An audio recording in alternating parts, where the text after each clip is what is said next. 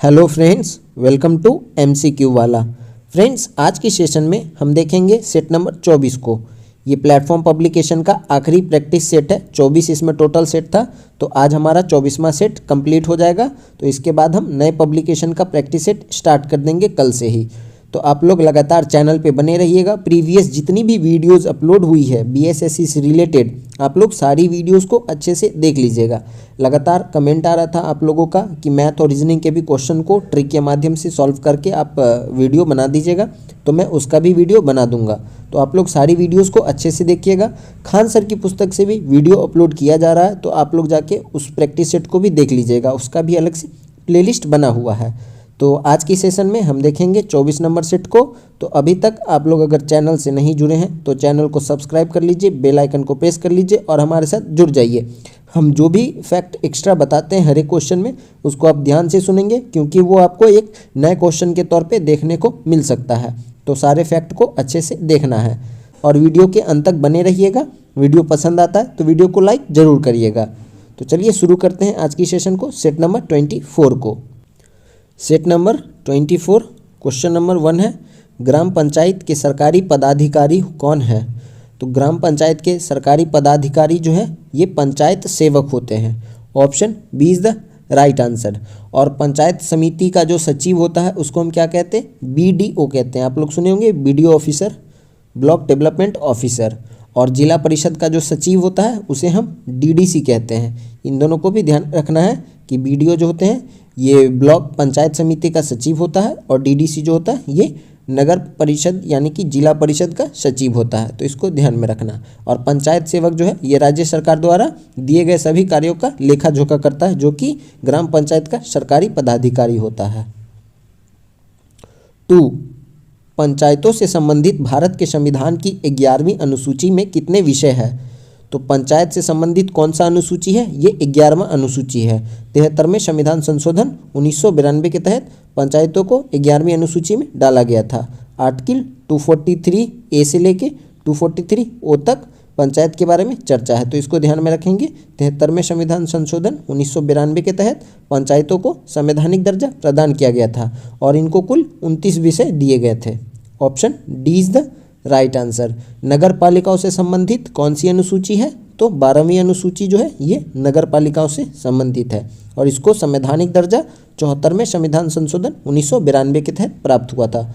और इसमें वर्णित 18 विषय हैं। नगर पालिकाओं में 18 और पंचायत में 29 विषय हैं। तो इन दोनों को याद रखेंगे। और सबसे पुराना भारत के अंदर नगर पालिका कौन सा है? तो मद्रास नगर निगम, ये भारत का सबसे पुराना नगर निगम है। 3, केंद्रीय सरकार का उच्चतम सिविल अधिकारी कौन है? तो केंद्रीय सरकार का उच्चतम सिविल अधिकारी जो है ये मंत्रिमंडल सचिव होते हैं। Option B is the right answer. महान्यायवादी कौन होते हैं? तो ये भारत सरकार का प्रथम विधि अधिकारी होता है और महान्यायवादी की नियुक्ति जो है ये राष्ट्रपति के द्वारा की जाती है। इसकी चर्चा हमारे संविधान के आर्टिकल 73 के अंदर दी गई है, तो इसको ध्यान में रखेंगे। और पूछ लिया आपसे ये कि भारत का संवैधानिक प्रमुख कौन होता है, तो आप वहाँ पे प्रधानमंत्री नहीं टिक करेंगे। भारत का संवैधानिक प्रमुख जो है वो राष्ट्रपति होते हैं। और संविधान का रक्षक कौन होता है? तो वो सुप्रीम कोर्ट और हाई कोर्ट दोनों होता है। ये भी ध्यान में रखेंगे। संविधान का रक्षक सुप्रीम कोर्ट और हाई कोर्ट होता है। 4, निम्नलिखित में कौन सा देश ब्रिक्स समूह का सदस्य नहीं है? तो ब्रिक्स देश का सदस्य कौन सा देश नहीं है समूह का? तो ये है आपका Sri Lanka. Option B is the right answer. BRICS में कौन से देश हैं? तो पहले तो इसमें 5 देश थे, लेकिन अभी वर्तमान में इसमें 6 नए देश ऐड हुए हैं। तो ये कौन था? ये ब्राज़ील, रशिया, इंडिया, चाइना और साउथ अफ्रीका। और 6 नए देश जो ऐड हुए हैं, Iran, Argentina, Ethiopia, Egypt, UAE और सऊदी अरब। ये 6 नए देश जो हैं ये ब्रिक्स में ऐड हुए हैं, तो इसको ध्यान में रखेंगे। और ब्रिक्स का मुख्यालय जो है ये शंघाई, चाइना के अंदर स्थित है। और इसकी स्थापना जो है ये कब हुई थी? तो 2009 में हुई थी ब्रिक्स की स्थापना। और साउथ अफ्रीका जो है ये वर्ष 2011 में ब्रिक्स में शामिल हुआ था और 2023 में इसमें 6 नए देश ऐड हुए हैं। तो इन सभी बात को आपको याद रखना है। 5, भारत में फेडरेशन कप का संबंध किस खेल के साथ है? तो फेडरेशन कप का संबंध जो है वो किस खेल के साथ है? तो हॉकी के साथ भी है, बास्केटबॉल से भी है और फुटबॉल से भी है। तो option D is the right answer. इन सभी में फेडरेशन कप होता है, हॉकी में भी, बास्केटबॉल में भी और फुटबॉल में भी। कुछ और कप हैं और उनसे संबंधित खेल जिनको आप याद रख सकते हैं, जैसे कि जयलक्ष्मी कप, ये टेबल टेनिस से संबंधित है। जीडी बिरला कप, ये क्रिकेट से संबंधित है। बीसी राय ट्रॉफी, ये फुटबॉल से संबंधित है। महाराजा रंजीत सिंह गोल्ड कप, ये हॉकी से संबंधित है। और अमृत दीवान कप, ये बैडमिंटन से संबंधित है। तो इन सब कप और उनसे संबंधित खेल को आप याद रखेंगे।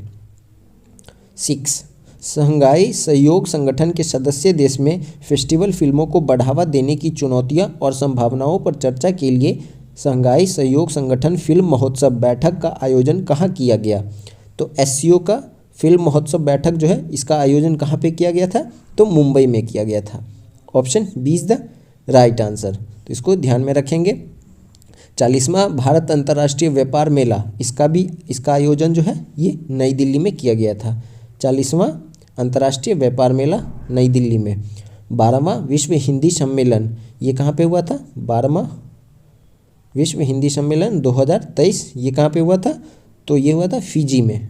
इन सबको ध्यान में रखेंगे। 7, सबसे बड़ा देश कौन सा है क्षेत्रफल में? तो क्षेत्रफल की दृष्टि से सबसे बड़ा देश जो है ये रूस है। Option D is the right answer. रूस के बाद कौन सा आता है? रूस के बाद कनाडा आता है दूसरे नंबर पे। उसके बाद कौन आता है? चाइना आता है तीसरे नंबर पे। यूएसए आता है चौथे नंबर पे। उसके बाद आता है ब्राज़ील। उसके बाद आता है ऑस्ट्रेलिया। उसके बाद आता है भारत और उसके बाद आता है अर्जेंटीना। तो ये कम से कम 8 आपको याद रखना होगा। 8, फ्रंटियर गांधी पद के साथ कौन संबंधित है? तो फ्रंटियर गांधी किसे जाना जाता था? तो खान अब्दुल गफ्फार को फ्रंटियर गांधी के रूप में जाना जाता था। Option D is the right answer. इन्होंने खुदाई खिदमतगार पार्टी की स्थापना भी की थी और लाल कुर्ती आंदोलन से भी संबंधित है खान अब्दुल गफ्फार खान। तो ध्यान में रखेंगे, इन्हीं को फ्रंटियर गांधी के रूप में जाना जाता था। और ये पहले ऐसे विदेशी हैं जिनको भारत रत्न प्राप्त हुआ था 1987 में, खान अब्दुल गफ्फार खान को। तो ये भी ध्यान में रखेंगे। 9, निम्नलिखित में कौन सितार के साथ संबंधित नहीं है? तो इनमें से कौन सितार से संबंधित नहीं है? तो ये है Ustad Alauddin Khan. Option C is the right answer. इनका संबंध जो है वो सरोद से है। उस्ताद अलाउद्दीन खान का संबंध जो है ये सरोद से है। बाकी अमीर खुसरो, रविशंकर और विलायत अली खान, इन तीनों का संबंध सितार से है। और अमीर खुसरो को ही क्या कहा जाता है? तोताए हिंद कहा जाता है। इसको अलाउद्दीन खिलजी से लेकर मोहम्मद बिन तुगलक तक कुल 8 राजाओं का संरक्षण भी प्राप्त था, यानी कि ये 8 राजाओं का शासनकाल देख चुके हैं। 10, ट्रांस ऑस्ट्रेलियन रेलवे के टर्मिनल है। तो ट्रांस ऑस्ट्रेलियन रेलवे जो है ये कहाँ से कहाँ तक है? तो पर्थ से सिडनी तक। Option C is the right answer. 11, निम्नलिखित में कौन से कायांतरित शैल हैं? तो कायांतरित शैल कौन सा है? तो ये है आपका नीस और सिस्ट।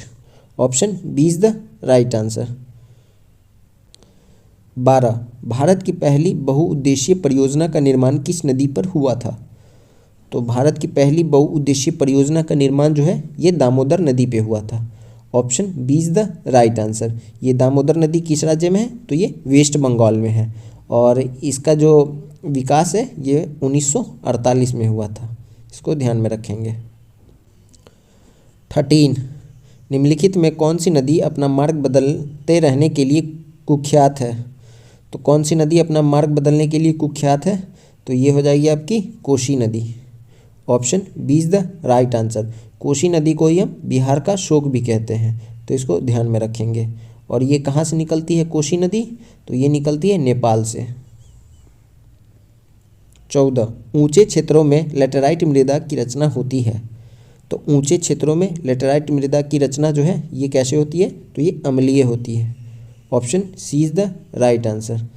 शुष्क मौसम में यह मिट्टी जो है लेटेराइट मिट्टी ये सूख जाती है। और भारत में लेटेराइट मिट्टी मेघालय पठार, पश्चिमी तथा पूर्वी घाट के क्षेत्रों में पाई जाती है। 15, निम्नलिखित में किसको सह्याद्री पर्वतमाला भी कहा जाता है? तो सह्याद्री पर्वतमाला जो है ये पश्चिमी घाट को कहा जाता है। Option B is the right answer. ये इसका विस्तार जो है उत्तर में ताप्ती नदी घाटी से लेकर दक्षिणी में कन्याकुमारी तक लगभग 1600 किलोमीटर में फैला हुआ है। इसको ध्यान में रखेंगे। 16 भारतीय नागरिकों और विदेशियों को प्राप्त है। तो भारतीय नागरिकों और विदेशियों को कौन सा प्राप्त है, कौन सा अधिकार, तो ये विधिक अधिकार। Option D is the right answer. कुछ इंपॉर्टेंट फैक्ट हैं जो आपको याद रखना होगा कि आर्टिकल 14, आर्टिकल 20, आर्टिकल 21, 21 का ए, 22, 23, 24, 25, 26, 27 और 28 ये सब जो है ये मौलिक अधिकार है, भारतीय नागरिक और विदेशी नागरिक दोनों को प्राप्त है। लेकिन आर्टिकल 15, आर्टिकल 16, आर्टिकल 19, आर्टिकल 29 और आर्टिकल 30 ये जो मौलिक अधिकार है 5, 15, 16, 19, 29, 30 ये जो है ये बस भारतीयों को प्राप्त है। तो ध्यान में रखेंगे, कभी कभी ये पूछ लिया जाता है कि कौन सा आर्टिकल है जो केवल भारतीयों को प्राप्त है, तो आप इन आर्टिकल को याद रखेंगे। इसके अलावा जो भी आर्टिकल्स है यानी कि जो भी मौलिक अधिकार है वो भारतीय और विदेशियों दोनों को प्राप्त है। 17 मंत्रिपरिषद की बैठकों की अध्यक्षता कौन करता है। तो मंत्रिपरिषद की बैठकों की अध्यक्षता जो है ये प्रधानमंत्री करते हैं। Option A is the right answer. मंत्री कौन होते हैं, तो मंत्री वही होते हैं जिनकी सिफारिश प्रधानमंत्री करते हैं और उनकी नियुक्ति राष्ट्रपति करते हैं। यानी कि राष्ट्रपति जो होते हैं वो प्रधानमंत्री की सिफारिश पर मंत्रियों की नियुक्ति करते हैं और इसलिए कोई भी मंत्री जो होता है वो राष्ट्रपति के प्रति जवाबदेही होता है और सामूहिक रूप से वो लोकसभा के प्रति जवाबदेही होता है। तो इसको ध्यान में रखेंगे, मंत्रिपरिषद की बैठकों की अध्यक्षता प्रधानमंत्री करते हैं। 18 गांधी जी का राजनीतिक गुरु किसे माना जाता है। तो गांधी जी का राजनीतिक गुरु जो है ये माना जाता है गोपाल कृष्ण गोखले को। Option A is the right answer. Gandhi ji दक्षिण अफ्रीका कब गए थे, तो वर्ष 1893 में दादा अब्दुल्ला सेठ जो कि एक व्यापारी थे उनके केस के सिलसिले में गांधी जी दक्षिणी अफ्रीका गए थे। उसके बाद गांधी जी फाइनली 9 जनवरी 1915 को भारत वापस लौटते हैं। तो 9 जनवरी को ही हम क्या मनाते हैं, प्रवासी भारतीय दिवस मनाते हैं। तो इसको ध्यान में रखेंगे। 19 सर्वोच्च न्यायालय के न्यायाधीश किस आयु तक अपने पद पे बने रहते हैं। तो सर्वोच्च न्यायालय के न्यायाधीश जो है ये कब तक बने रहते हैं अपने पद पे, तो 65 वर्ष की आयु तक बने रहते हैं। Option B is the right answer. इसकी चर्चा हमारे संविधान में 124 सब क्लॉज 2 के अंदर दी गई है। तो इसको ध्यान में रखेंगे। 2019 के अनुसार सर्वोच्च न्यायालय में एक मुख्य न्यायाधीश तथा 33 अन्य न्यायाधीश हैं, यानी कि कुल 34 संख्या में है। तो इसको भी याद रखेंगे। 20 भारतीय नागरिकों के मौलिक अधिकार को निलंबित किया जा सकता है। तो निलंबित कैसे किया जा सकता है, तो राष्ट्रीय आपातकाल के दौरान इसको निलंबित किया जा सकता है। Option A is the right answer. Article 19 और आर्टिकल 20 और आर्टिकल 21 को छोड़कर सभी को निलंबित किया जा सकता है। तो इसको ध्यान में रखेंगे।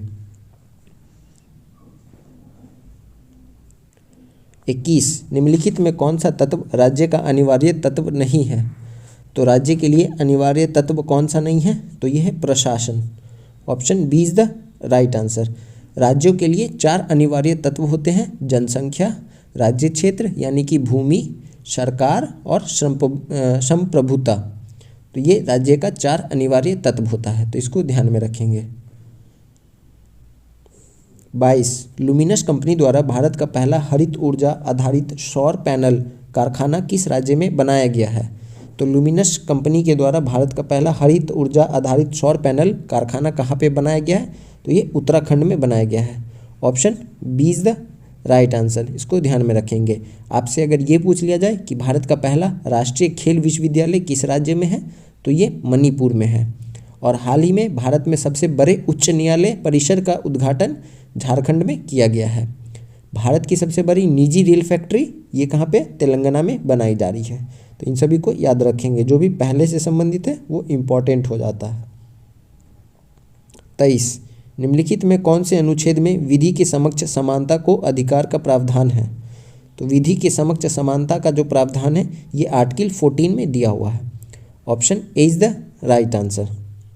आर्टिकल 19 में क्या है, तो freedom of speech and expression की चर्चा की गई है। 20 में क्या है, तो 20 में है गिरफ्तारी से संरक्षण। तो इसको आर्टिकल को आप ध्यान में रखेंगे। और 18 में क्या है, 18 में उपाधियों का अंत, इन सब की चर्चा की गई है। तो मौलिक अधिकार जो है ये इंपॉर्टेंट है, इसको आप याद रखेंगे। 12 से लेकर 35 तक ये आपको पता होना चाहिए, ये देश के हर एक नागरिक को जरूर पता होना चाहिए कि उनका मौलिक अधिकार क्या है। 24, भारत के महान्यायवादी की नियुक्ति कौन करते हैं? तो महान्यायवादी कौन होते हैं? तो ये भारत के प्रथम विधि अधिकारी होते हैं। आर्टिकल 76 के अंदर इनकी चर्चा है और इनकी नियुक्ति जो है ये भारत के राष्ट्रपति करते हैं। Option D is the right answer. महान्यायवादी जो होते हैं ये संसद के किसी भी सदन में भाग ले सकते हैं, लेकिन वहाँ पे ये वोटिंग नहीं कर सकते हैं। 25, गांधी जी को सबसे पहले राष्ट्रपिता किसने कहा था? तो गांधी जी को सबसे पहले राष्ट्रपिता जो है ये सुभाष चंद्र बोस ने कहा था। Option B is the right answer. कुछ और प्रमुख व्यक्ति हैं जिनका लोकप्रिय नाम है, जैसे कि आशुतोष मुखर्जी, इनको बंगाल केसरी जाना जाता था। एनी बेसेंट, इनको माता बसंत जाना जाता था। रविंद्रनाथ टैगोर, इनको गुरुदेव से जाना जाता था। मदर टेरेसा, इनको निर्मल हृदय से जाना जाता था। उसके बाद SS गोलवलकर, इनको गुरुजी से जाना जाता था। 26, वह सुल्तान कौन था जिसने खलीफा के अधिकार को मानने से इनकार कर दिया था? तो खलीफा को मानने से किसने इनकार कर दिया था? अलाउद्दीन खिलजी ने। Option A is the right answer. Alauddin Khilji वो पहला शासक था जिसने सैनिकों के लिए ड्रेस कोड, कैंटीन व्यवस्था, बाजार नियंत्रण प्रणाली ये सब लागू किया था, ये भी ध्यान में रखेंगे। और इसने ही क्या किया था? पहली बार भूमि मतलब जमीन मतलब नौकरी के बाद नगद वेतन देना प्रारंभ किया था। यानी कि पहले क्या होता था, एकता व्यवस्था चलता था कि काम के बदले मतलब पैसा नहीं दिया जाता था, उनको ज़मीन दिया जाता था। लेकिन इक्तेदारी को समाप्त कर दिया था अलाउद्दीन खिलजी और काम के बदले इसने वेतन को प्रारंभ कर दिया था। और ये वेतन जो था ये सालाना तौर पे दिया जाता था। 27, भारत में लौह युग जुड़ा हुआ है। तो भारत में लौह युग जो है ये किससे जुड़ा है? तो चित्रित धूसर मृद भांडों के साथ से। Option A is the right answer. लोहा का प्रयोग जो है भारत में कब हुआ था सर्वप्रथम? उत्तर वैदिक काल में हुआ था। 28, एलोरा के प्रसिद्ध कैलाश मंदिर का निर्माण निम्नलिखित में से किस राजा ने किया था? तो एलोरा का प्रसिद्ध कैलाश मंदिर जो है ये किसके द्वारा बनवाया गया था? तो कृष्ण प्रथम, ये राष्ट्रकूट वंश से संबंधित है। Option D is the right answer. और ये एलोरा का जो प्रसिद्ध कैलाश मंदिर है, एलोरा में कुल 34 गुफाएं हैं। गुफा 1 से लेकर 12 तक जो है ये बौद्ध धर्म से संबंधित है। 13 से लेकर 29 जो है ये हिंदू धर्म से संबंधित है। उसके बाद 30 से लेकर 34 जो है ये जैन धर्म से संबंधित है।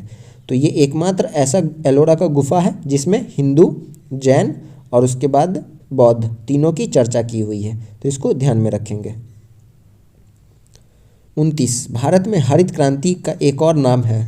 तो हरित क्रांति का एक और नाम क्या है? तो बीज, उर्वरता और सिंचाई क्रांति।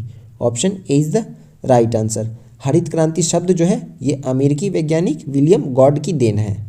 और भारत में हरित क्रांति का जनक जो है इसे हम किसको मानते हैं? तो हम MS स्वामीनाथन को मानते हैं। आपको ये भी ध्यान में रखना है कि MS स्वामीनाथन का वर्तमान में उनकी मृत्यु हो गई है। तो अगर आपसे ये पूछ ले कि MS स्वामीनाथन कौन थे, तो आपको याद रखना है कि वो एक कृषि वैज्ञानिक थे।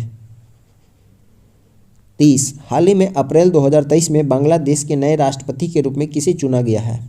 तो बांग्लादेश के नए राष्ट्रपति कौन है? Mohammed Shahabuddin Chuppu. Option D is the right answer. कुछ और देश हैं और उनके अभी नए राष्ट्रपति नियुक्त हुए हैं, जैसे कि Nepal Ramchandra Paudel, Sri Lanka Ranil Wickremesinghe, Pakistan Arif Alvi, Myanmar U Win Myint. इन सबको आप ध्यान में रखेंगे। 31, गोल्डन ग्लोब पुरस्कार और ऑस्कर अवार्ड विजेता नाटू नाटू के रचनाकार है। तो नाटू नाटू गीत को किसने लिखा है? तो ये MM कीरवानी ने लिखा है। Option A is the right answer. और भारत में पहला ऑस्कर विजेता कौन है? भानु अथैया है, ये भी ध्यान में रखेंगे।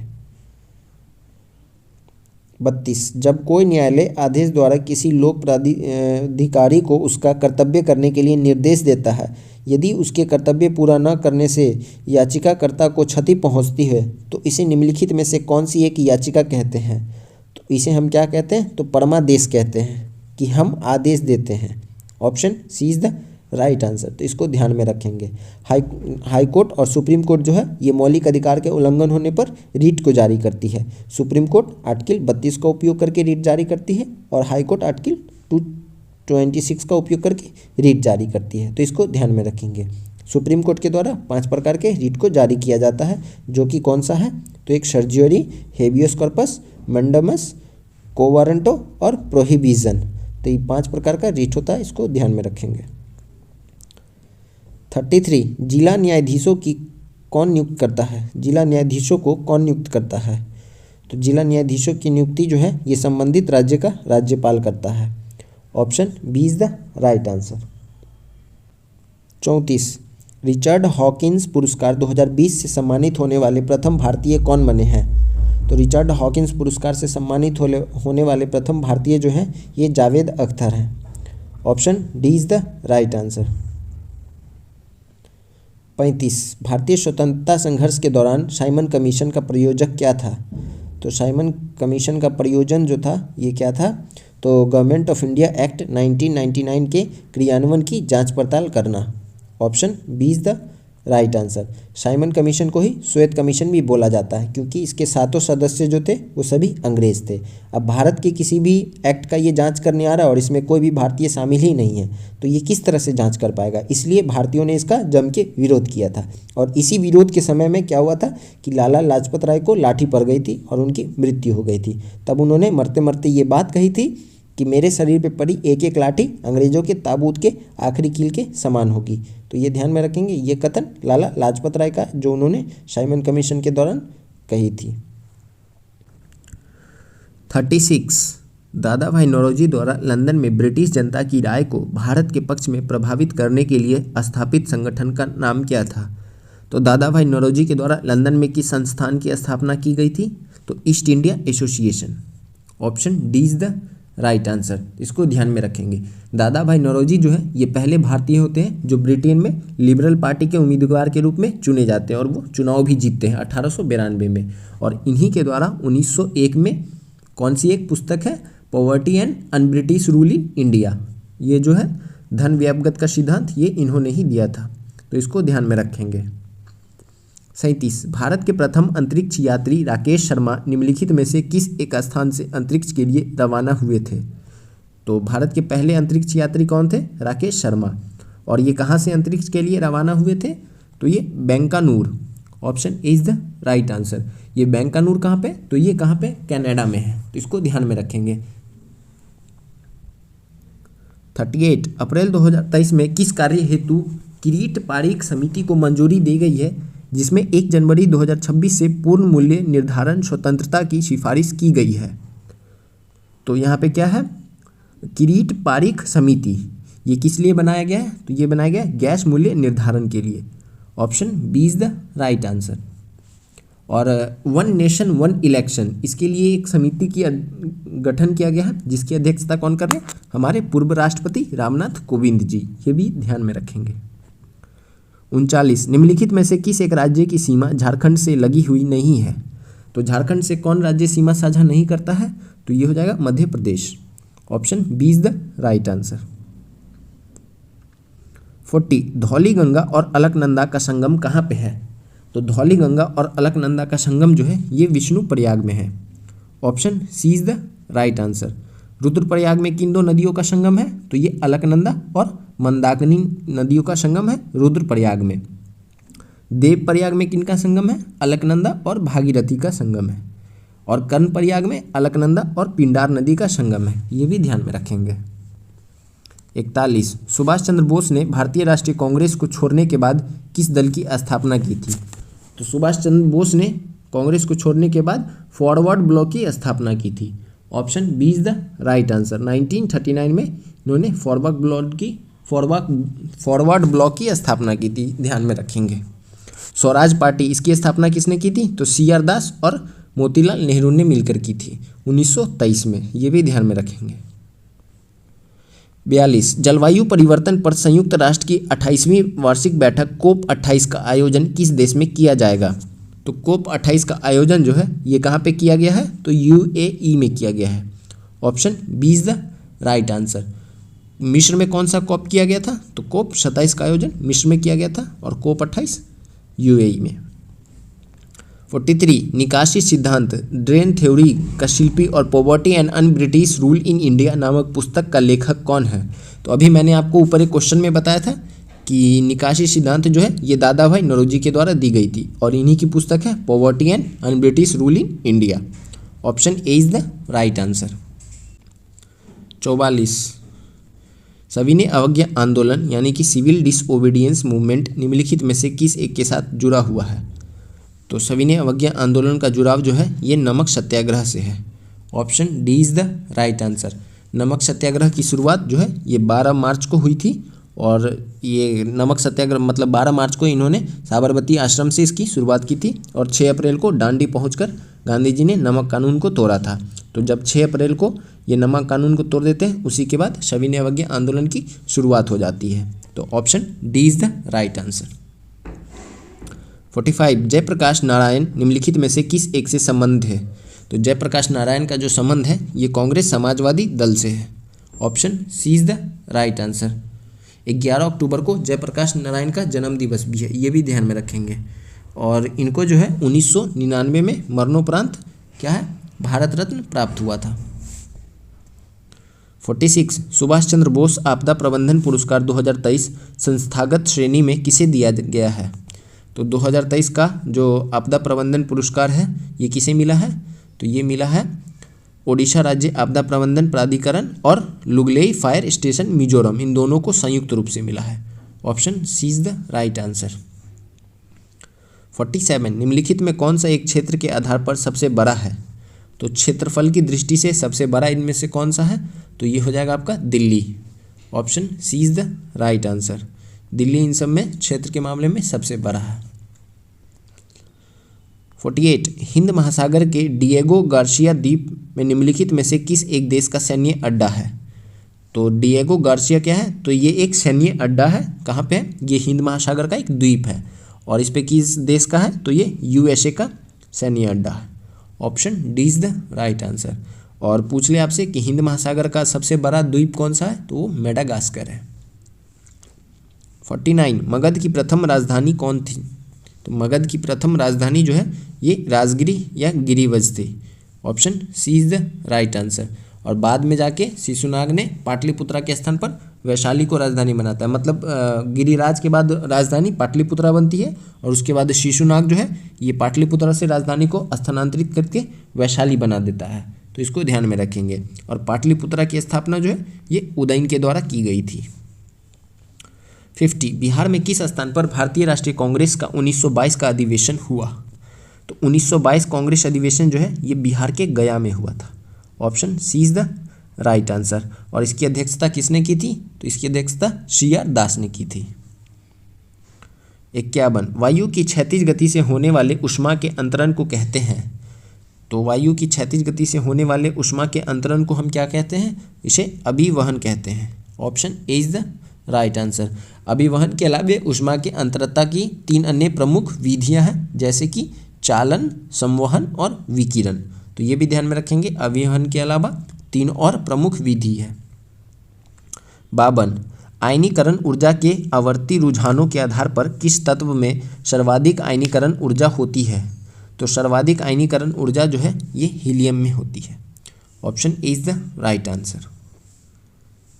53 मानव के कुल रक्त आयतन में प्लाज्मा का प्रतिशत लगभग कितना होता है? तो प्लाज्मा का प्रतिशत जो है ये लगभग 45% होता है। अच्छा 55% प्लाज्मा होता है, 45% जो होता है ये रुधिर कणिका होता है, यानी कि WBC, RBC ये सब होता है, प्लेटलेट्स। और प्लाज्मा जो है ये लगभग 55%। Option C is the right answer. 54 जीवाणु कौन सी बीमारी पैदा करने वाले जीव है? तो जीवाणु जो है ये तपेदिक या यक्ष्मा को पैदा करते हैं। Option D is the right answer.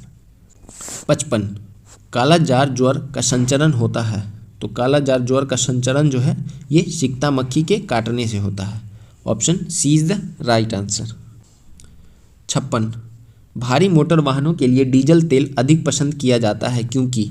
तो ऐसा क्यों किया जाता है? उसमें अधिक क्षमता होती है और उससे ईंधन की बचत होती है। Option C is the right answer. 57। जब लोहे में जंग लगता है तो उसका भार क्या होता है? तो लोहे में जंग लगता है तो उसका भार जो है वो बढ़ जाता है। Option A is the right answer.